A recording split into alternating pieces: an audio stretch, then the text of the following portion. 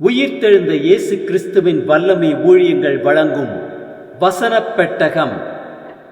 இயேசுவே கர்த்தர். இயேசுவையே தேவன் ஆண்டவரும் கிறிஸ்துவுமாக்கினார். இயேசுவே ராஜாதி ராஜா, கர்த்தாதி கர்த்தா.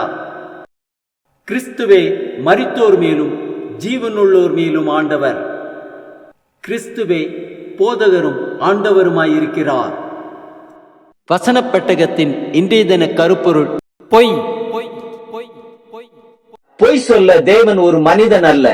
கொலோசியர் 3:9 வாசிக்கிறோம், ஒருவருக்கொருவர் பொய் சொல்லாதிருங்கள், பழைய மனுஷனையும் அவன் செய்கைகளையும் களைந்து போடு. லேவியராகமம் 19:11-12 வாசிக்கிறோம், நீங்கள் களவு செய்யாமலும் வஞ்சனை பண்ணாமலும் ஒருவருக்கொருவர் பொய் சொல்லாமலும் இருங்கள். என் நாமத்தை கொண்டு பொய்யானை இடுகிறதுனால் உங்கள் தேவனுடைய நாமத்தை பரிசுத்த குலைச்சலாக்காமலும் இருப்பீர்களாக, நான் கர்த்தர். நீதிமொழிகள் 13:5 வாசிக்கிறோம், நீதிமான் பொய் பேச்சை வெறுக்கிறான், துன்மார்க்கனோ வெட்கமும் லட்சியம் உண்டாக்குகிறான். நீதிமொழிகள் 14:25 வாசிக்கிறோம், மெய்சாட்சி சொல்லுகிறவன் உயிர்களை ரட்சிக்கிறான், வஞ்சனைக்காரனோ பொய்களை ஊதுகிறான். யோவான் 8:44 வாசிக்கிறோம், பிசாசானவன் ஆதி முதற்கொண்டு மனுஷ கொலை பாதகனாய் இருக்கிறான், சத்தியம் அவனிடத்தில் இல்லாதபடியால் அவன் சத்தியத்திலே நிலை நிற்கவில்லை. அவன் பொய்யனும் பொய்க்கு பிதாவுமாய் இருக்கிறபடியால் அவன் பொய் பேசும்போது தன் சொந்தத்தில் எடுத்து பேசுகிறான். நீதிமொழிகள் 12:22 வாசிக்கிறோம், பொய் உதடுகள் கர்த்தருக்கு அருவருப்பானவைகள், உண்மையாய் நடக்கிறவர்களோ அவருக்கு பிரியம். நீதிமொழிகள் 19:9 வாசிக்கிறோம், பொய் சாட்சிக்காரன் ஆக்கினைக்கு தப்பான், பொய்களை பேசுகிறவன் நாசமடைவான். நீதிமொழிகள் 21:6 வாசிக்கிறோம், பொய் நாவினால் பொருளாசை சம்பாதிப்பது சாவை தேடுகிறவர்கள் விடுகிற சுவாசம் போல் இருக்கும். நீதிமொழிகள் 30:6 வாசிக்கிறோம், அவருடைய வசனங்களோடு ஒன்றையும் கூட்டாதே, கூட்டினால் அவர் உன்னை கடிந்து கொள்வார், நீ பொய்யனாவாய். நீதிமொழிகள் 30:8 வாசிக்கிறோம், மாயையும் பொய் வசனிப்பையும் எனக்கு தூரப்படுத்தும், தரித்திரத்தையும் ஐஸ்வர்யத்தையும் எனக்கு கொடாதிருப்பீராக. எரேமியா 50:36 வாசிக்கிறோம், பட்டயம் பொய்களை பிழைக்கிறவர்கள் மேலும் வரும், அவர்கள் பைத்தியக்காரர் ஆவார்கள், பட்டயம் அதன் பராக்கிரமசாலிகள் மேலும் வரும், அவர்கள் கலங்குவார்கள்.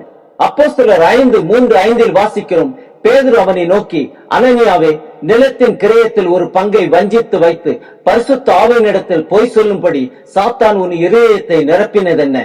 அனனியா இந்த வார்த்தைகளை கேட்கவே விழுந்து ஜீவனை விட்டான். 1 யோவான் 2:4 வாசிக்கிறோம், அவரை அறிந்திருக்கிறேன் என்று சொல்லியும் அவருடைய கற்பனைகளை கை கொள்ளாதவன் பொய்யனாயிருக்கிறான், அவனுக்குள் சத்தியம் இல்லை. 1 யோவான் 2:22 வாசிக்கிறோம், இயேசுவை கிறிஸ்து அல்ல என்று மறுதலிக்கிறவனே இல்லாமல் வேற யார் பொய்யன்? பிதாவையும் குமாரனையும் மறுதலிக்கிறவனே அந்தி கிறிஸ்து. வெளிப்படுத்தின விசேஷம் 21:8 வாசிக்கிறோம், பயப்படுகிறவர்களும் அவிசுவாசிகளும் அருவருப்பானவர்களும் கொலைபாதகரும் விபச்சாரக்காரரும் சூனியக்காரரும் விக்கிரகாராதனைக்காரரும் பொய்யர் அனைவரும் 2ஆம் மரணமாகிய அக்கினியும் கந்தகமும் எரிகிற கடலிலே பங்கடைவார்கள். வெளிப்படுத்தின விசேஷம் 21:27 வாசிக்கிறோம், தீட்டுள்ளதும் அருவருப்பையும் பொய்யையும் நடப்பிக்கிறதுமாகிய ஒன்றும் அதில் பிரவேசிப்பதில்லை, ஆட்டுக்குட்டியானவரின் ஜீவ புஸ்தகத்தில் எழுதப்பட்டவர்கள் மாத்திரம் அதில் பிரவேசிப்பார்கள். சகரியா 8:16-17 வாசிக்கிறோம், நீங்கள் செய்ய வேண்டிய காரியம் என்னவென்றால், அவனவன் பிறனோட உண்மையை பேசுங்கள், உங்கள் வாசல்களில் சத்தியத்துக்கும் சமாதானத்துக்கும் ஏற்க நியாயம் தீருங்கள்.